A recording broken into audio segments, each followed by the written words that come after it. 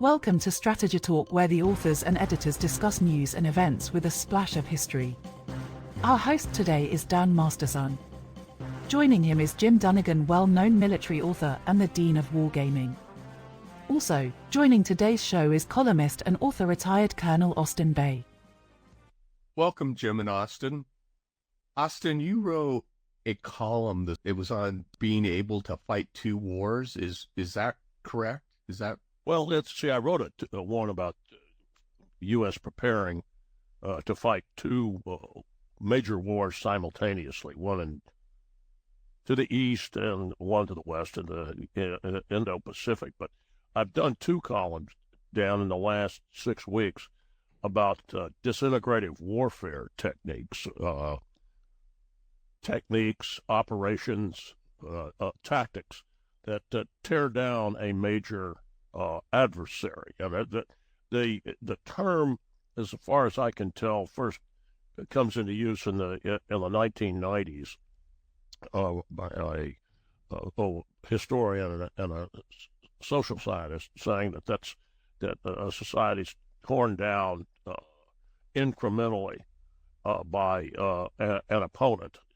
But understand that's been done before. You think of the Opium Wars, Britain introducing opium to China, and the growth of addiction, weakening literally weakening the country, making a substantial number of citizens dependent on opium.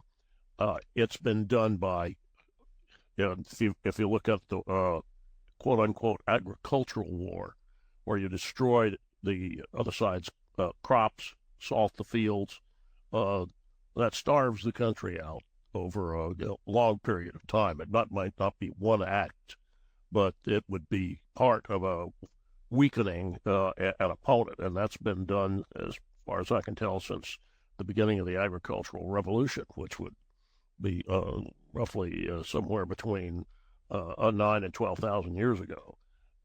But what is arguably going on, I think arguably is evidently going on, is, and primarily China would be behind it, is being disintegrative warfare is being directed at the United States. And you see that in the fraying of the social safety net by illegal immigration. And you see it by the increase in deadly drug deaths. You also see it in some ways about the economic distortions of the non-productive parts of the economy become bloated. I'm talking about certain kinds of welfare and government programs. You could say those are self-inflicted. Yes, could be, but they could also be encouraged by within the political system, by information warfare, by an adversary that says over time this will weaken a very strong adversary. The strong adversary being weakened be the United States, with China using these techniques. But that is what I see, and I'm not the only one who sees that going on vis-a-vis the United States and its various adversaries, but primarily China, and, well, Russia using information warfare techniques to try to stall or blunt U.S. policy, which Russia did throughout the Cold War in the guise of the Soviet Union with disinformation campaigns. But we've reached a situation that where the United States is where the United States faces the prospect of fighting two major wars simultaneously, with two large theaters is the way to describe it. And we started using the World War II configuration of ETO, European Theater of Operations.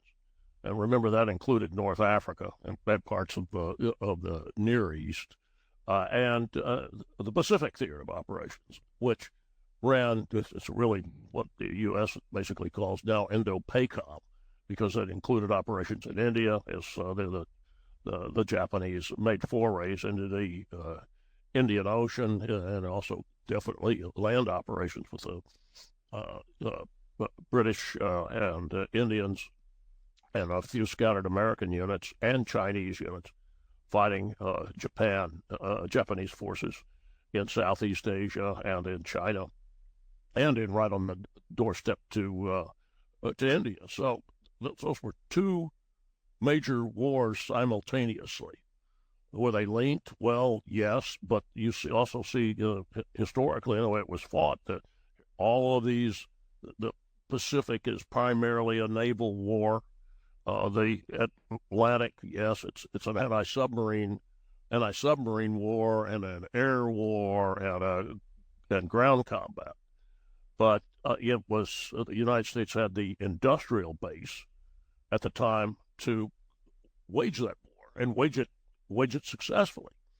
There's been a degradation of the U.S. Industrial base since the end of World War II, and some of the decisions made within the United States, but also, well, quote unquote, offshoring, as that industrial production and manufacturing can be moved to other nations. In some cases, it's practical, economically rewarding. In other cases, where you have certain industries that are very, very critical to defense, it's a mistake to have most of your really advanced computer chips being produced in, and I'm speaking really both really reality, addressing reality, but also theoretically, having Taiwan produce your most advanced computer chips, because right there under the guns of communist China. And the article on two theaters also ties into discussions that were held right after the end of the Cold War. Do we need to have as large a force as we did during the Cold War, still facing the USSR and facing communist China, and peace dividend kicked in? Suddenly the Army's shrinking. The Navy is shrinking more slowly, at least initially. And we're not devoting the U.S. is not devoting as much money to its defense budget. But then you ultimately pay a price if you have, and here's one of the critical examples is merchant ships weren't being made in the United States anymore. South Korea and Japan were making them, which fine. China picks up and starts building lots of commercial ships, and the United States shrinks to, well, we're lucky sometimes if we can build 12 to 20 commercial ships, and that ultimately affects your ability to build naval vessels, combat ships, warships, and combat support ships. You lose the skills, and there's a disintegration effect there, so that you can't wage those wars for national survival. And they would be, especially the one in the Indo-Pacific. It would be a war for national survival, like World War II. And I ought to finish what I was going to say about the thinking after the end of the Cold War, is that, well, wait a minute, we don't need to be able to refight World War II. We can win one and hold, and then we move all of our forces to the other theater and win there. Well, we may not be positioned to do that now, and you pay a very heavy price if adversaries decide to risk it and see if they can pull it off. And that was the idea behind that column that you were referring to on the two. But they link in, that column links in to the two I did on disintegrative warfare. So, Jim, can the United States wage a two-front war or a war and hold? And do we need to? Well, yes, we're already doing it. Russia is the main threat in the Atlantic, and they've been neutralized. They lost most of their fleet, their Black Sea fleet, to USVs, unmanned seagoing vessels. These were the sea babies, as the Ukrainians call them, and they basically, without a fleet, destroyed a third of the Black Sea fleet and drove the rest of them as far away from the main Ukrainian port of Odessa as humanly possible. And even then, the Ukrainians are using the USVs to attack the refuge ports that the remaining Black Sea Russian fleet is sitting in. So they're under constant attack. The Ukrainians, as often happens in the wartime conditions, become very innovative. And they have basically developed these USVs, unmanned seagoing vessels, which are incredibly cheap to build, and in large numbers. We're talking $20,000-$30,000 a piece. Now, these things carry explosives. They can also be used, equipped with sensors to go for surveillance and reconnaissance. And there have been pictures of, for example, two of these USVs destroying a Russian frigate in the Black Sea, and and they damaged several other Russian ships. And this persuaded the Russians to get out of Crimea, leave Sevastopol, and take their fleet as far away as possible. But the Ukrainians are sending their USVs after them, and so the Russians are not only driven out of the Black Sea, but their remaining ships are under siege, as it were, under attack wherever they go in the distant parts of the by the Georgian coast and what have you. The Sea of what do you call it? Not forget the name. But anyway, it's a large body of water, the Black Sea, and most of it's up in the northeast. And this is where the Russians are hiding out, but there's no escaping from the punishment the Ukrainians are visiting upon them. Now you got to remember, Ukraine does not have a fleet.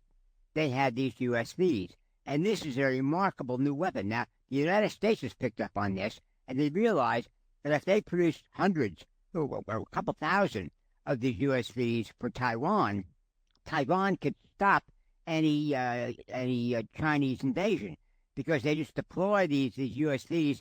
They're very difficult to spot using sonar or radar. They're low in the water. They're non-metallic, and they're deadly. You can jam their control signal, but they also have a backup, which basically locks on to their target, with their own sensors, image sensors, and it will keep going. And that's something that's been used, for a long time for anti-tank weapons. This gives the Ukrainians or the Americans, if they use it, or the Taiwanese actually, a big advantage, because the Chinese could not fight their way through this basically seaflow of mobile mines, is what they basically are, and they're under control of the Taiwanese. So the Taiwanese basically are salting the waters between them and China with a lot of naval mines that will basically stay there, for a long time and basically blow up anybody's ship. They can basically direct the attacks, control the attacks, and defeat a much larger force. Now, this has not been used against a major naval force. China does have a large naval force, but China has never fought a naval war on the high seas. This is new for them, and they're unsure of themselves. One thing you get when you lack that historical experience, which the British had before us, is a certain, certainty that if we do this, this will happen. And that's what the Ukrainians have showed the United States and the Taiwanese. And the Taiwanese are looking at this and said, yeah, this will work. This will stop the Chinese, because basically they're filling the waters between, I think it's 300 kilometers of waters between Taiwan and the Chinese mainland with these Taiwanese-controlled mobile mines, if you will, these USVs. And this is changing warfare. Most naval battles are fought near a coast. Rarely do you get a naval battle fought on the high seas. One of the exceptions was Midway. But even then, Midway Island was minuscule and did not play a large part in that battle. It was basically sending our carriers out to this point where we believed the Japanese would be. They were there. We defeated them. We sank most of their carriers and basically broke the back of their carrier fleet. The Chinese are up against a similar situation if they try and take Taiwan. The situation in Ukraine has shown the Taiwanese that they have a proven way to defeat the Chinese fleet. And the Chinese, I don't know what they're thinking. I haven't seen anything in public yet, but they're obviously scratching their heads and saying, wait a minute, we have this huge fleet. Now we can't use it without losing it. There you are. And I don't know what the Chinese are going to come up with. I keep thinking of ways where they can do this, they can do that. There's really nothing they can do. They can perhaps send in fake ships, target attrition ships, as it were, to basically take the brunt of the attack, and then send in their real ships. But I think the Taiwanese would figure that one out and find a way around it. So in wartime, which is what the Ukrainians are involved in, innovation happens a lot faster than in peacetime. The United States has a problem is that we're in peacetime, but there are a lot of people in the Pentagon saying, look, we got to think like it's wartime. Look at what the Ukrainians have done. We can do it, and the Taiwanese know we can do it. We're Taiwan's major ally, and we simply have to do it. And whether or not we will do it, I haven't seen any firm evidence yet that the Taiwanese have adopted this, but it's an obvious solution to their problem of protecting themselves against this new Chinese fleet. Austin, any response to that? Yeah, Jim has gone and pointed out answers, and in some ways comparatively inexpensive answers. And he also pointed out that in Ukraine, especially with the Black Sea operations, which we discussed on a strategy talk, I think, about 6-8 weeks ago, on basically that the Black Sea Fleet had become the Sea of Azov Fleet or something like that. Yeah. I think that was a wisecrack I made or something, but it was look, the thing is, this was supposed to be a small successful strike by Russia and Ukraine with an amazing act of citizens in arms stopped Russia's initial attempt. It was supposed to last 3 weeks, and we have seen the operations using the drones, aerial and sea and sub undersea vessels being successful in stalling the Russians. But we've also seen quick depletion of any air and anti-missile missiles. We've also seen the problems with supplying sufficient ammunition. We did a strategy talk on the return of artillery, the god of war. It never went away, but now you see just how powerful it is. And these go back and saying, well, wait a minute.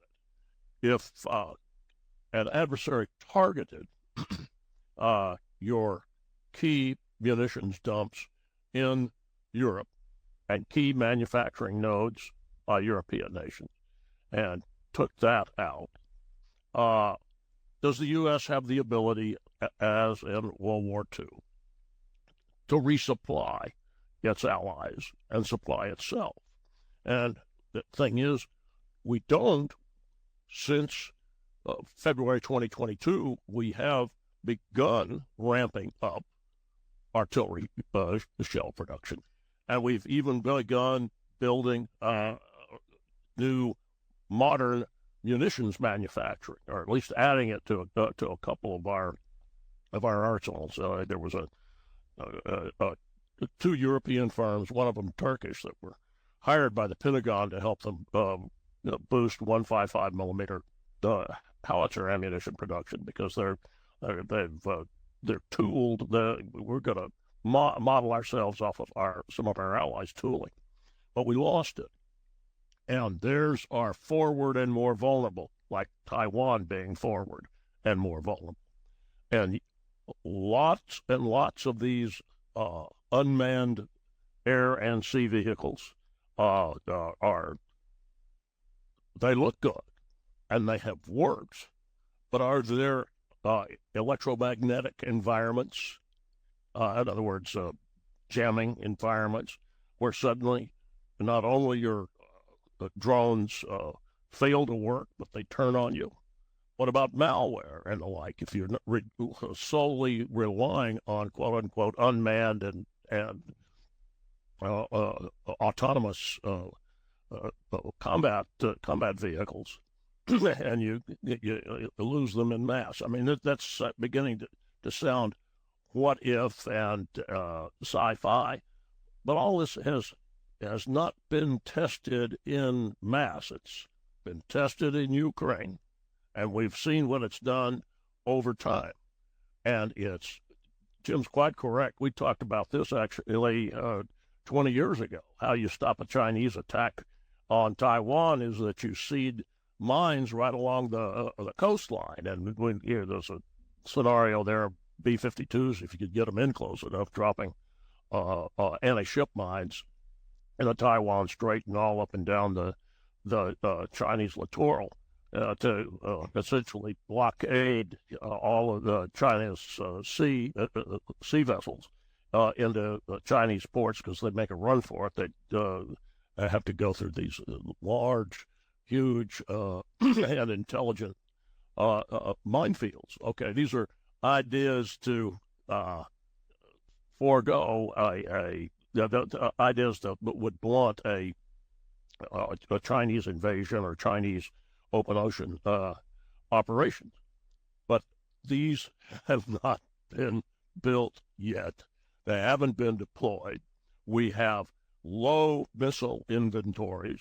They've shrunken because sending them to Ukraine, sending them to Israel, our own ships firing them against Houthi ballistic and cruise missiles coming in to try to, the Houthis are sniping at commercial vessels in the Red Sea. And can we ramp it up? Yes, we can. How long will it take? Well, from what I've read, Jim's got different numbers in this, at a minimum 3 to 5 years. So we're not ready to wage two simultaneous major wars right now, even definitely not with our lack of comparative lack of Air Force fighter wings, because we've reduced so many, and the shrinking of our of the Navy. Yes, there are ways we can boost it, and Jim's outlined and Jim said very clearly what the cleverness of the Ukrainians in driving Russia's surface vessels, and very likely their subs. There are a couple of things that the Ukrainians have done. They go after Russian subs, anti-submarine warfare that are clever, but it's also in a closed area, and it's got indications of what could happen in the Indo-Pacific, but it's not been realized. And Jim's right that the Pentagon has said, "Hey, we need to do this and act like we're at war." Well, we are at war. I think we are in a war with the Chinese, and I've even told you why. A kind of a subtle grinding war, with China waging disintegrative warfare against the United States. But we're not prepared for it, but we need to think about it and prepare to be able to fight two major conflicts at the same time. If we have a Army and Navy of drones that work, more power to us. That might be a far better way to do it. I think mines are a far better way to do it than Navy destroyers to fighting the Chinese. But you also have to be willing to have built the mines, have the delivery systems, and be willing to launch an anticipatory attack when the Chinese are making a move at Taiwan. to put those mines down. I ought to add, too, that there's some very, very interesting, quote-unquote, active mines that are essentially drones themselves that are firing explosives, torpedoes, or the like, and they're intelligent mines, intelligent sea mines. The Taiwanese have looked at those and been looking at some of those for over 2 decades. But are they ready? Are they in place? I don't think so. Have we built enough of them? Do we have enough in the inventory and stockage? I don't think so. And we need to do something about it. If the peril is there, and I think I've made a case that the peril is there, then we need to prepare. And you need to think about it, because they would be 2 simultaneous major wars, or could be. They could be 2 simultaneous major wars. I'll give another scenario where it's not the big wars going on in the Indo-Pacific, and a strengthened NATO with all 30 members paying not just 2% of their gross domestic product, but 3, 4, 5% of their GDP, because Poland's over 4% now, I believe, on the GDP with NATO. Suddenly you've got modern forces facing the Russians, facing the Iranians, well, not direct confrontation, the ability to deal with Iranian missile threat, and it can be done. We saw the Israelis deal with those Iranian attacks. Good. Then the U.S. and Japan, South Korea, and Australia have a freer hand in confronting communist China. And if you get India in on it, and bring this up, politics is very important, Dan. It's not just all technology. If India is in a active military alliance with the U.S., Japan, Australia, and South Korea, then China has a huge problem.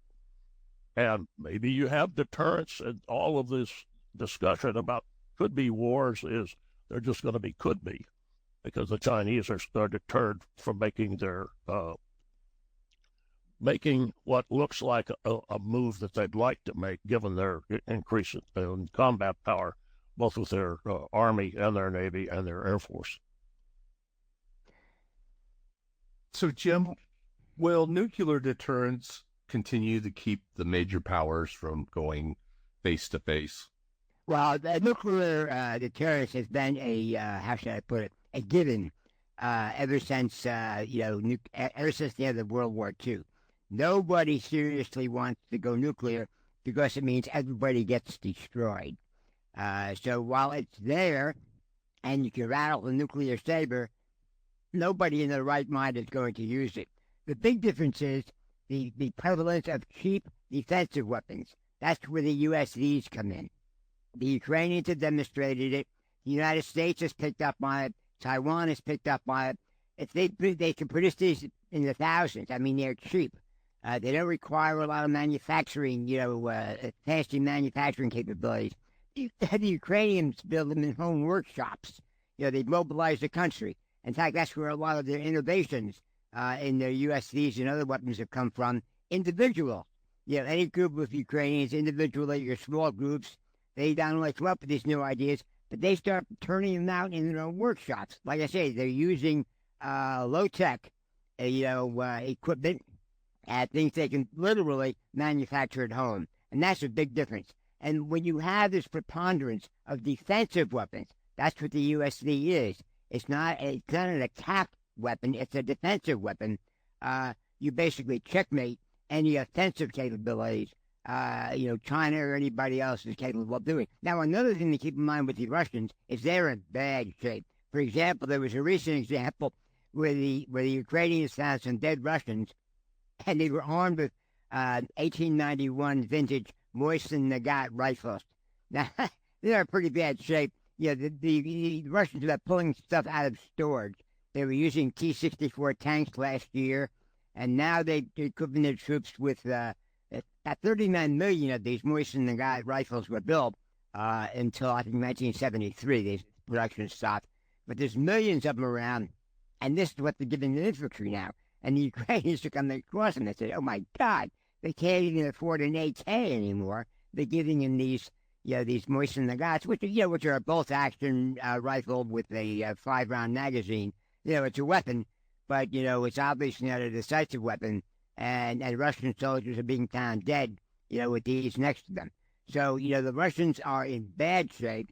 The Chinese have to be careful because they can't depend upon the Russians to do anything in the Atlantic to draw power away from the Americans that are deploying their equipment to the Pacific. Now, the United States is aware of these USVs.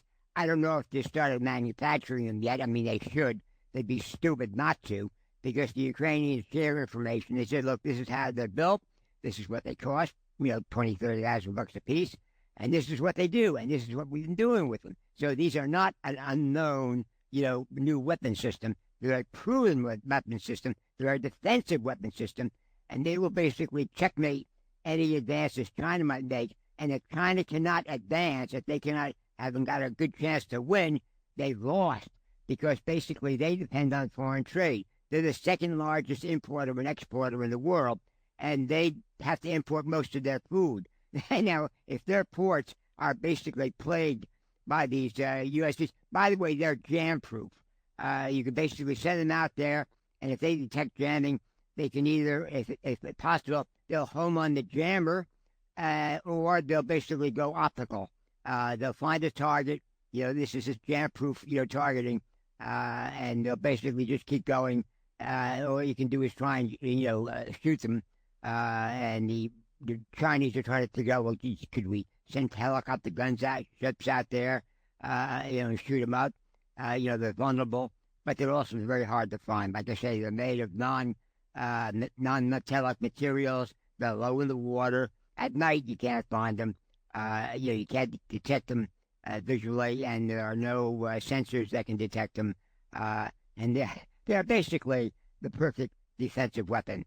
And with a defense like that, the Chinese have to worry about, not having a revolution inside China, because China's economy is already in bad shape for a number of reasons having to do with corruption and mismanagement of the Xi Jinping's government. And that's what they have to worry about. And now it's gotten worse, because as they keep acting aggressively, bingo, they find all their ports closed by these USVs. The South China Sea is a perfect area for these USVs to operate, and the Filipinos are aware of them, and they may start building them. And this is a game changer. It's not a hypothetical. It's proven in combat, so you can deploy it anywhere. With a defensive weapon like this, offensive operations are virtually impossible. By the way, in the Atlantic, the Russians are already how should I put it, neutralized. The Black Sea Fleet is gone. Their Baltic Fleet and their Northern Fleet are basically vulnerable. The Russians know it. If these USVs start showing up, around Murmansk and what have you, the Northern Fleet ports, the Russians are in big trouble, because that's where they have their nuclear submarines. And these submarines, sure, they can avoid the USVs, but if their bases are destroyed or otherwise compromised, they're dead. They can't live forever. they have nuclear fuel, which will last for a long time, but the food the crews eat is limited. If they can't get back to port, or the port is gone, or it's blockaded by USVs, they're dead. So the Russians do what they call a correlation of forces, and with these USVs, it's turned against them. And they have only themselves to blame, because they attacked Ukraine. Ukrainians got innovative out of desperation. They invented a new defensive weapon, and it's come back to bite the Russians in the rear end. The Chinese are looking at it, and they're probably, they're undoubtedly scratching their head saying, well, what can we do about this damn thing? This could shut us down, trigger a revolution inside of China, which is already on shaky ground politically for a number of reasons. So right now, it looks bad for the bad guys. Well, And Dan, yeah, one more thing, Austin. Yeah, one more thing. Dan, we don't have those capabilities in mass right now. Now, see, Jim's come up with an answer because it's a 21st century answer to a 21st century problem. The model that I'm using, ETO and PTO, is the World War II model, but it's we're not in a World War II situation. We're in a 21st century situation, which means we're going to have to, if these weapons can work, and they're being demonstrated that they work, they're going to require deep, large stockpiles of the anti-air and anti-missile, anti-space weapons. We hadn't gone into that, but that's drones and missiles and aircraft envelope.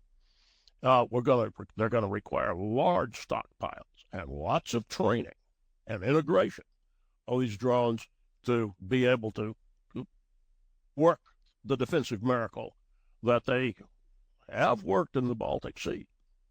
Well, no, I disagree here. I mean Baltic. I mean black. They are cheap to build. The Taiwanese, as far as we know, are building them already. They can build them themselves. They don't require high tech.